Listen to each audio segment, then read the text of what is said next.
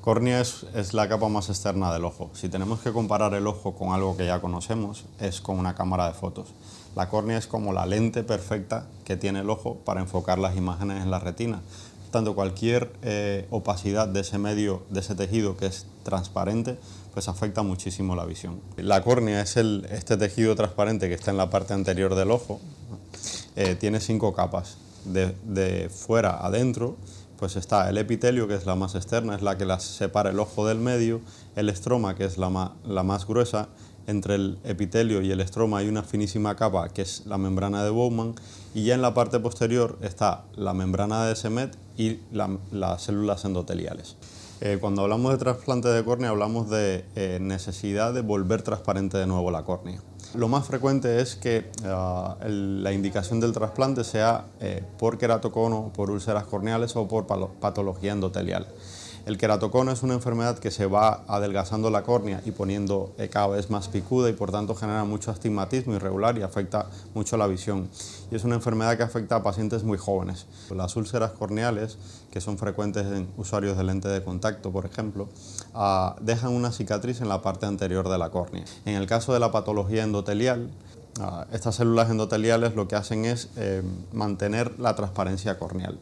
Y por tanto, si esas células endoteliales están fallando, como por ejemplo después de una cirugía complicada de cataratas o de una distrofia endotelial de Fuchs, que es de las más frecuentes, pues hay que reemplazar esas células. Es muy importante la preparación previa porque se le hace una visita preanestésica donde se hacen unas pruebas médicas y se le da la información de que es una cirugía sin ingresos, una cirugía ambulatoria que se hace con anestesia local con un poquito de sedación, y se le dan todas las pautas que tiene que tener en cuenta para el día de la intervención, que tiene que venir acompañado para poder regresar al domicilio, que tiene que venir con una higiene realizada en casa, sin maquillaje, sin joyas y con unas pautas de medicación que se tiene que tener en cuenta para el día de la intervención.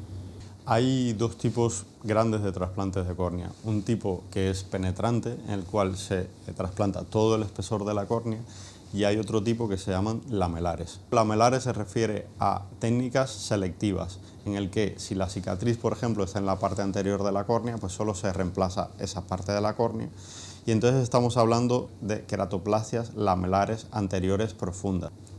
Sin embargo, cuando hay patología endotelial de la parte posterior de la córnea, de esa parte más interna, pues se hace una queratoplasia lamelar posterior endotelial.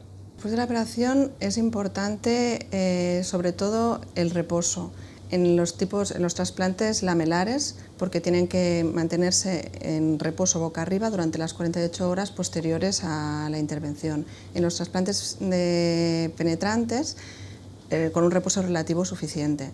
También es muy importante aplicarse bien el tratamiento con colirios o pomadas que se le indica, y para ello han de tener mucho cuidado con la higiene de manos. Lo primero que va a notar el paciente cuando hay un fallo o un rechazo del trasplante es pérdida de la agudeza visual.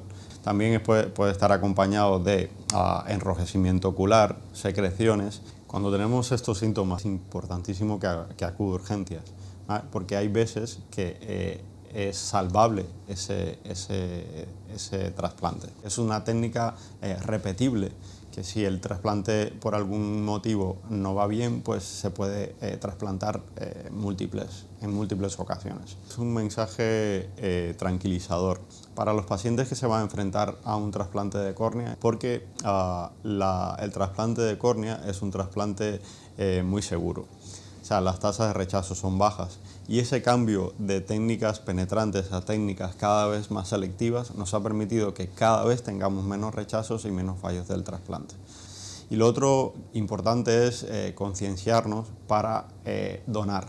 Cuando un paciente tiene una agudeza visual baja y se trasplanta y puede volver a ver, pues es darle la vida.